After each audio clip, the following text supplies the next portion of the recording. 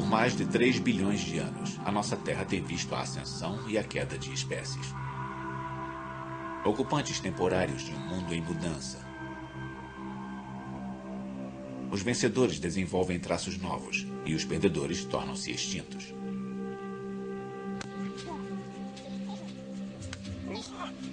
E então, há cerca de 5 milhões de anos, surgiu um animal cuja vida foi modelada pelo pensamento, bem como pelo instinto.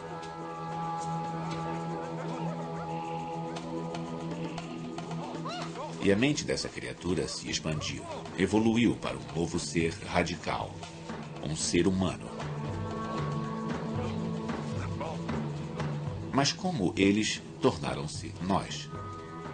Somente conhecendo-os, podemos conhecer verdadeiramente a nós mesmos e responder à pergunta mais importante de todas.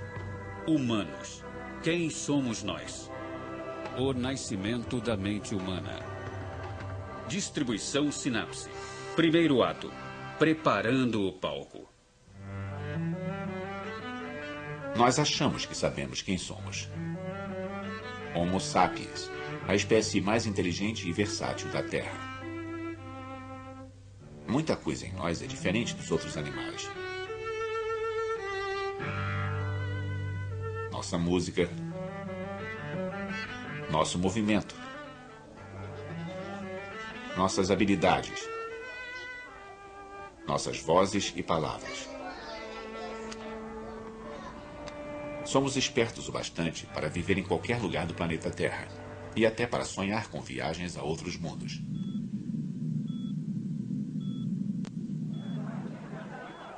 Mas como isso aconteceu? Por que somos tão singulares? Cientistas começaram a desvendar o mistério.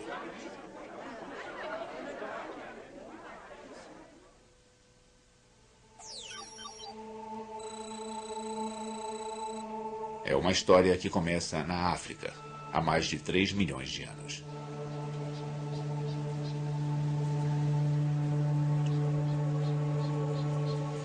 As selvas da África estão cheias de macacos primitivos. Seres que andam sobre 4 membros. Ninguém os chamaria de seres humanos. Mas há feras novas na área. Macacos que andam sobre apenas 2 pernas. Esta criatura nos dá um indício do nosso parentesco. E a espécie mais conhecida vem da África do Sul. Aqui ao meu lado direito está um antigo parente do ser humano chamado Australopithecus africanus, que viveu há cerca de 3 milhões de anos. Como podem ver, o nosso Australopithecus está de pé e tem as proporções do corpo bem primitivas, com braços relativamente longos e pernas relativamente curtas. Esta é uma razão pela qual é muito comum que paleontólogos chamem estes seres humanos primitivos de macacos bípedes. Os cientistas chamam isso de bipedismo. Começa com uma única família de macacos que carrega uma nova mutação genética. Genes que permitem que eles andem de um novo jeito. E floresçam.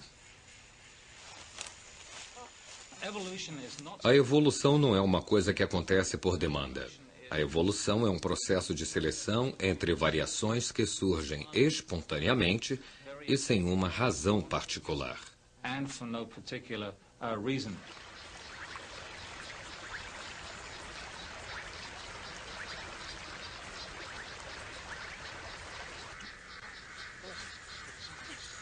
O andar em pé começa por acaso. Mas ficar em pé é melhor para sobreviver. Se torna uma vantagem. Os cientistas chamam isso de seleção natural. Mas por que andar em 2 pés ajuda tanto? A resposta pode estar no clima. Outrora, a África era um lugar muito diferente. Não havia o deserto do Saara, nem a planície do Serengeti. Apenas florestas densas. Um paraíso para quem vive em árvores. Mas há 5 milhões de anos começou uma era de resfriamento global. Uma era do gelo na Antártida.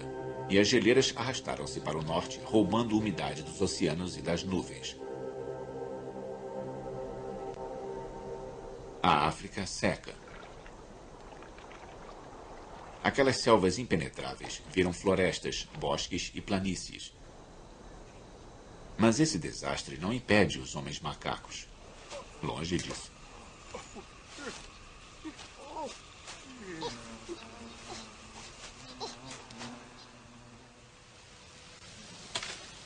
Pistas para o seu sucesso podem ser encontradas na África do Sul, em seus ossos fossilizados.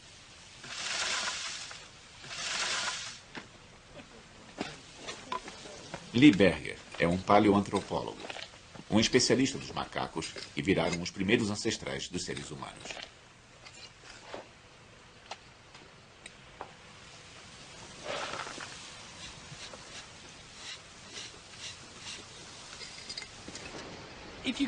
Se a gente pudesse entrar numa máquina do tempo e voltar uns 3 milhões de anos, o meio ambiente em que nossos pequenos australopitecos viviam não seria muito diferente do que se vê à minha volta agora.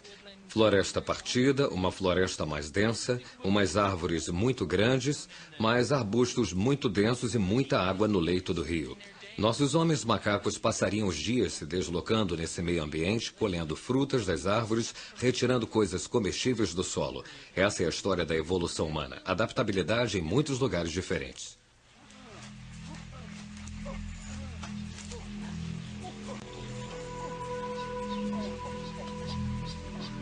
Os australopitecines podem andar de um pequeno grupo de árvores até outro. Eles são altos o bastante para ver o perigo por cima da vegetação. Estes esquisitos foram os sobreviventes. Mas a maior parte dos andarilhos, sobre 4 membros, não se adaptou. O encolhimento das florestas reduziu seu suprimento de comida e os deixou expostos aos predadores velozes nos limites da floresta.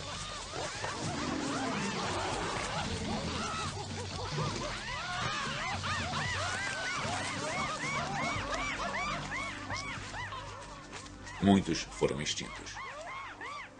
Os australopitecines tomaram florestas no leste e no sul da África.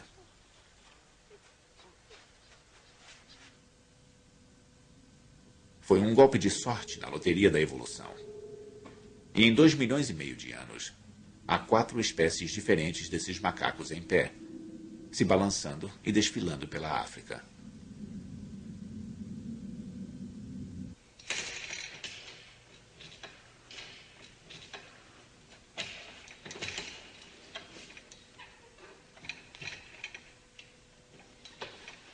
Nossos corpos detêm a mesma característica. Braços para balançar. Pernas compridas para correr. Mas o trabalho de reengenharia da natureza nos deixou com muitas dores. Nós temos pés chatos, joelhos que se torcem, costas doloridas e todo um legado disso, de pegar um esqueleto essencialmente quadrúpede, um esqueleto de 4 pernas e deixá-lo de pé.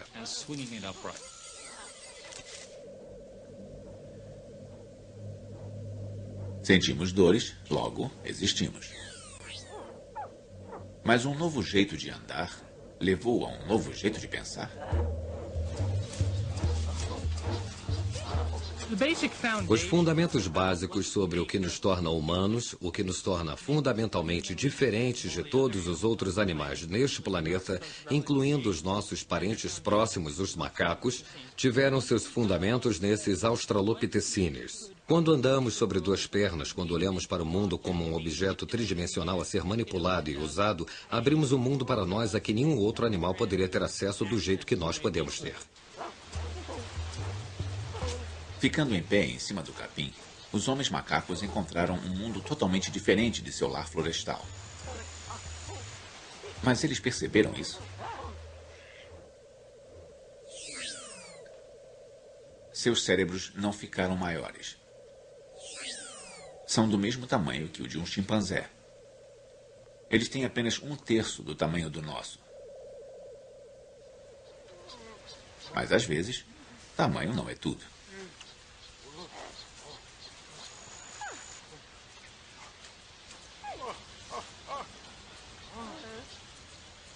Na minha mão eu tenho o cérebro de um Australopithecine e estamos tentando entender qual é a diferença entre este cérebro de Australopithecine e o do chimpanzé. Esta área é uma pista-chave. Ela mudou para a parte de trás do crânio, deixando mais espaço na frente para o cérebro lidar com problemas novos. Isso permitiria ao animal reconhecer melhor os rostos, ter comportamentos sociais complexos, definir locais de alimentação, fontes de água. Na verdade, ele está expandindo a sua adaptação ambiental.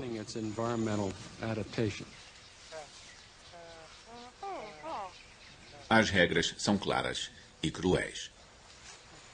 Usar a inteligência para ir a campo e comer rápido antes que alguma coisa o coma. Eles deviam estar em perigo constante. Então, uma das coisas que eu acho que deve ter sido importante foi reconhecer os sinais da natureza, aprender o que querem dizer os rastros no solo, manchas de sangue, vegetação partida, etc, etc. E isso parece ser uma coisa que os macacos pequenos e os grandes são totalmente cegos.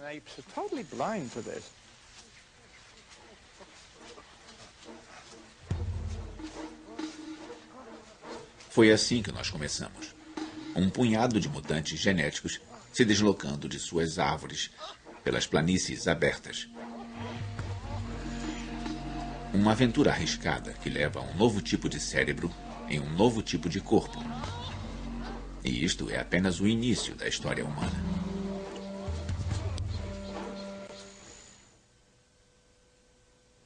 Segundo ato, os primeiros inventores. Os australopithecines florescem na África há 2,5 milhões de anos. Um traço vencedor, nada ruim.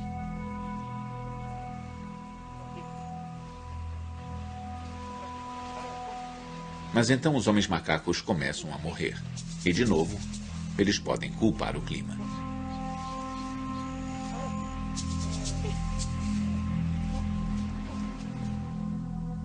A crise é causada pelo resfriamento global. O Polo Norte congela pela primeira vez.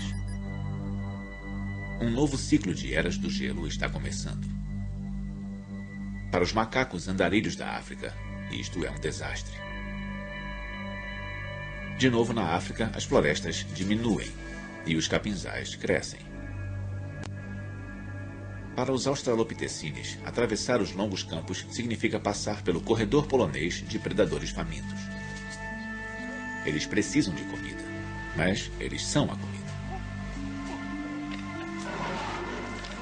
O desafio é antigo. Evoluir ou morrer.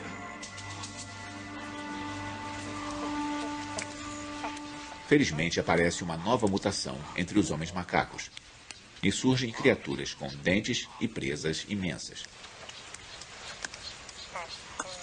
Elas comem castanhas e raízes duras. Este vegetariano durão, chamado robustus, é estudado pelo paleoantropólogo Rick Potts. O que temos aqui com o Robustus australopithecine é o que eu gosto de chamar de a máquina de mastigar na história de nossa família. Esta é uma espécie muito bem sucedida que tinha jeito para se adaptar às mudanças climáticas da época, a secagem da savana africana. Era uma criatura adaptada à savana, um especialista em habitats, mas muito bem sucedido nos meio-ambientes daquela época.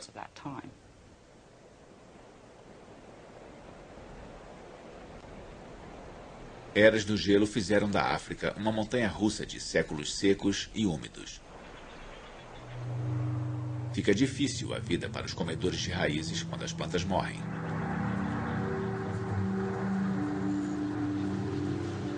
E após 1 milhão de anos, os robustos descobrem que se especializaram na comida errada.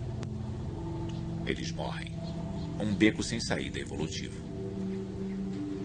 Mas, por sorte, há mais de um jeito de evoluir para um homem macaco melhor. Quando os meio-ambientes mudam, há duas estratégias que podem ser usadas para a evolução dos animais. Uma é virar um especialista, se adaptar a uma faixa estreita e específica de habitats e condições, como a maioria das espécies hoje.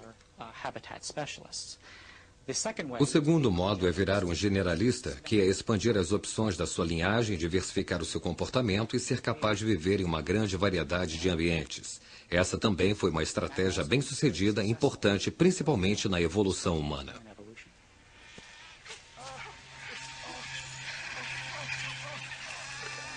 Ao mesmo tempo, uma outra espécie de Australopithecines está surgindo. Os generalistas, capazes de adicionar carne às suas refeições, seja fresca ou podre. Esta nova dieta transforma a África em um buffet aberto, chova ou faça sol. Comer carne muda tudo. Os carnívoros não precisam de quilômetros de intestinos para digerir plantas difíceis. Suas tripas encolheram e sua caixa torácica se apertou.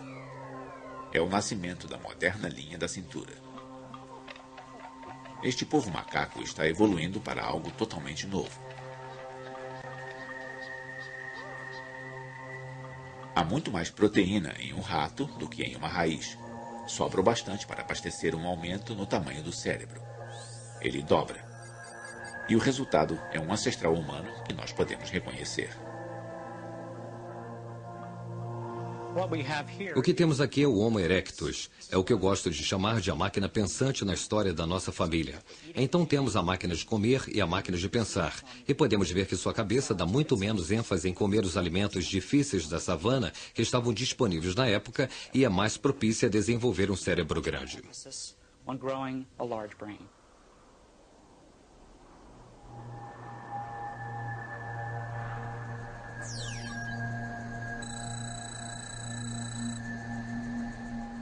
O humano que surge há 1.800.000 anos é obra da arte evolutiva. Alto e magro, rápido e inteligente.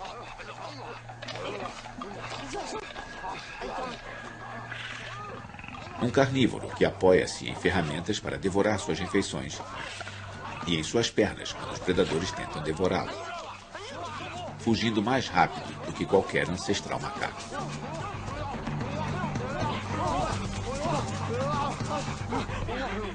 Ao meu lado está um Homo ergaster macho, ou também conhecido como um antigo Homo erectus africano, que era membro da espécie humana mais antiga que conhecemos e tinha as proporções do corpo exatamente como as nossas. Eles tinham cérebros relativamente pequenos, com apenas metade do tamanho do nosso, mas um rosto reduzido e, em geral, pareciam muito mais conosco do que seus antecessores.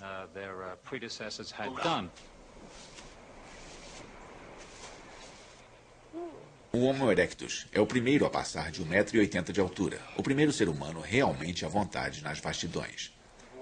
Caçador e saprófago, cuja dieta rica em proteína vai direto para a cabeça. Seu novo cérebro é o maior já visto entre os primatas.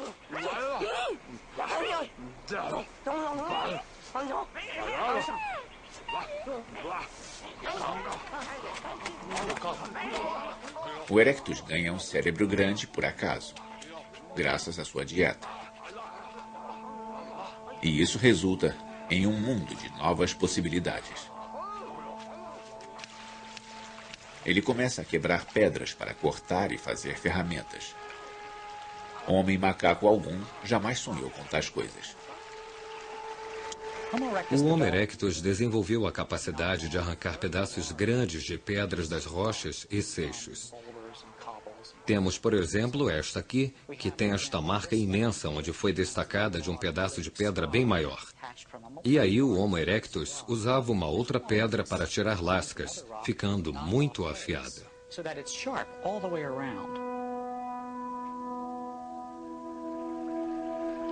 Este é o nascimento do homem tecnológico.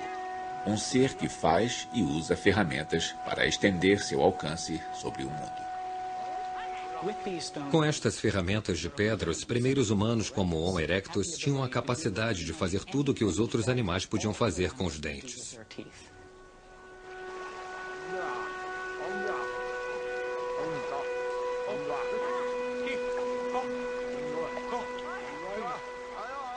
O Erectus é o primeiro a ver uma lâmina em um punhado de pedras.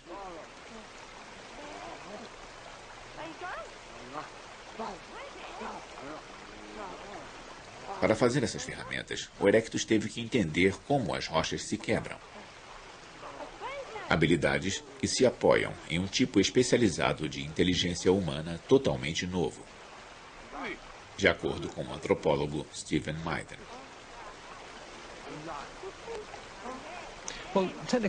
A inteligência técnica é um termo usado para nos referirmos a como alguém pode manipular objetos e fazer objetos de um modo muito complexo.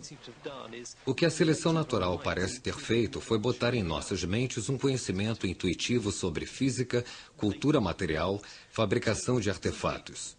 Então, de modo simples, quando alguém cresce nessas sociedades, pode aprender rapidamente a usar essas ferramentas. É como aprender línguas hoje. As crianças adquirem isso, elas não fazem esforço algum.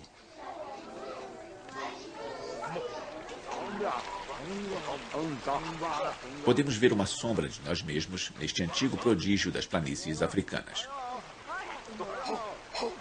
Por exemplo, seus machados de mão parecem ter sido feitos por destros. Nenhum outro primata favorece uma das mãos em detrimento da outra. Na minha mão eu tenho o cérebro do Homo erectus. Esta é a parte frontal do cérebro. Esta é a parte traseira do cérebro.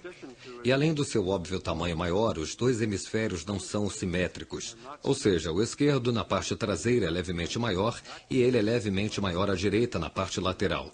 Nós achamos que isto tem a ver com a capacidade de distinguir direita de esquerda e nos dá a primeira evidência de destros no registro fóssil. Nossos corpos ainda se apoiam nessa divisão direita e esquerda. Isso permite que executemos movimentos complicados e tenhamos pensamentos além de qualquer outro animal. Nós achamos que os dois lados do cérebro fazem coisas diferentes. Por exemplo, se eu tento escrever uma frase, provavelmente estou usando mais o meu hemisfério esquerdo do que o meu hemisfério direito. Por outro lado, se eu estou pintando um quadro e tentando dar emoção e contexto a ele, é muito provável que eu vá usar o meu hemisfério direito para conseguir isso.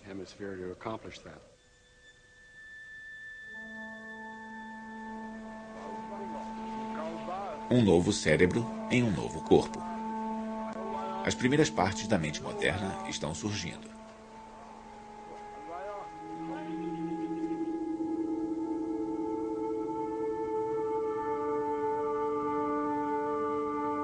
Com o Erectus, estamos a mais da metade do caminho que nos separa dos macacos. Mas nós devemos uma outra nova habilidade ao Erectus, uma que vai mudar o mundo. Terceiro ato, a mente social. O Homo erectus apoia-se em mais do que ferramentas para sobreviver nas planícies hostis e famintas da África. Ele é parte do cardápio africano e descobre que está mais seguro em grupos. Mas se aproveitar disso, requer um novo tipo de inteligência.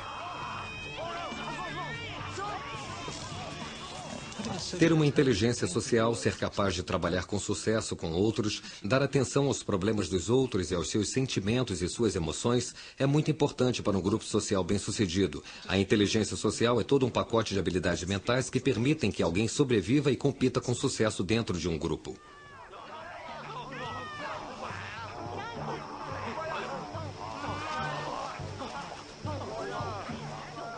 O Erectus vive em grupos de 2 a 100 pessoas, muito maiores do que qualquer sociedade de macacos. Para continuarem juntos, eles precisam se comunicar. Mas quanto de sua linguagem ele herda dos macacos?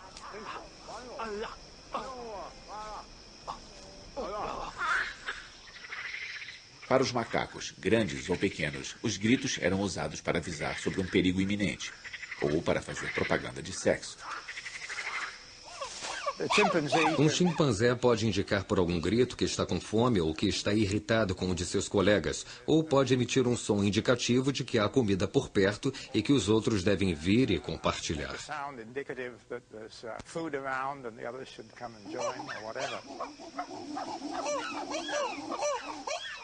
Os chimpanzés não formam frases com seus sons, nem contam histórias. Mas ainda há ecos da fala dos macacos em nossa linguagem de hoje. Quando rimos, choramos ou fazemos gestos, ou quando ameaçamos as pessoas, o fazemos tal como os animais fazem com o seu sistema de comunicação. É a sobrevivência e é extremamente que coexiste com a nossa linguagem.